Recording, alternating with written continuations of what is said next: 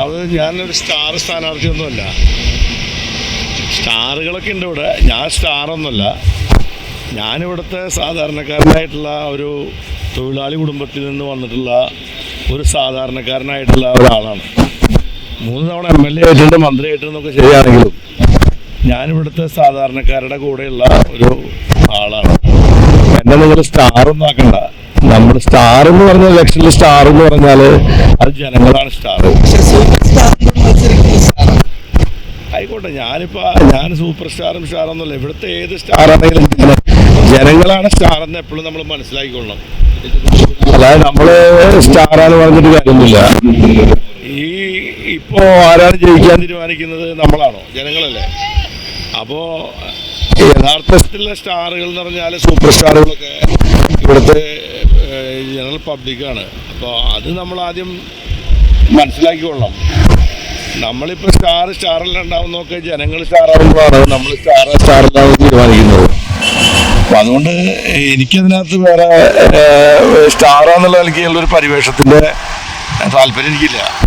അല്ല, നരേന്ദ്രമോദി ഇവിടെ 3 തവണ വന്നല്ലോ. അതുകൊണ്ട്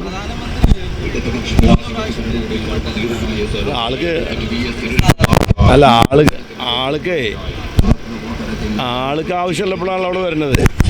കേരളീയർക്ക് ആവശ്യമുള്ള സമയത്ത് അദ്ദേഹം വന്നിട്ടില്ല.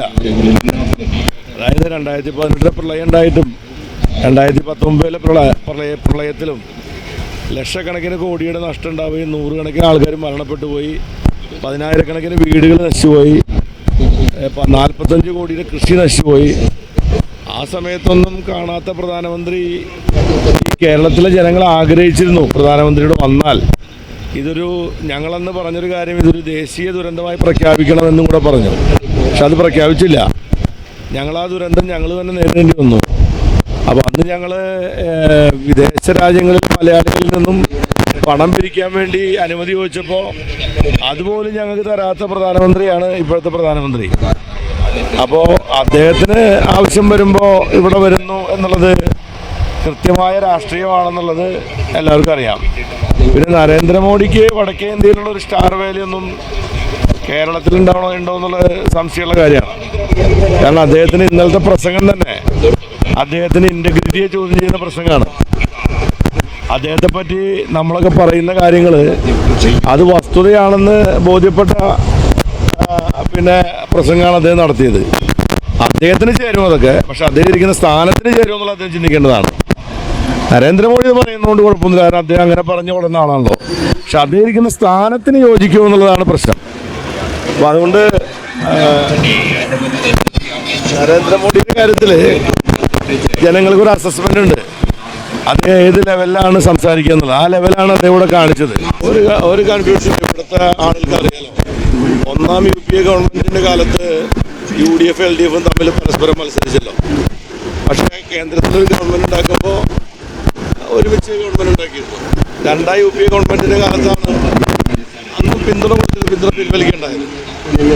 അപ്പോൾ നമ്മൾ മനസ്സിലാക്കേണ്ട കാര്യം എന്താണെന്ന് വെച്ചാൽ ഈ നാട്ടിലെ ജനങ്ങൾക്ക് ഈ ഒരു ദേശീയ രാഷ്ട്രീയത്തിൻ്റെ പ്രത്യേകതയും അത് കേരളത്തിൽ എങ്ങനെയാണ് നടക്കുന്നത് കാര്യത്തിൽ നിരന്തരമായ നിരവധി കാലത്തെ എക്സ്പീരിയൻസ് ഇവിടുത്തെ ജനങ്ങൾക്കുണ്ട്.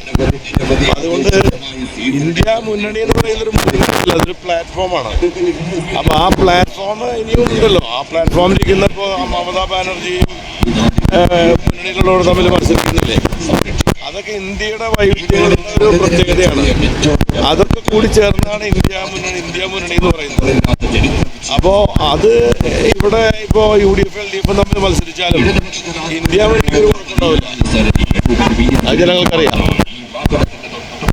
അതുകൊണ്ട് ഇന്ത്യ മുന്നണിക്ക് വലിയ കോട്ടൊന്നും ഇവിടെ മത്സരിച്ചുകൊണ്ട് വരാൻ പോകുന്നു.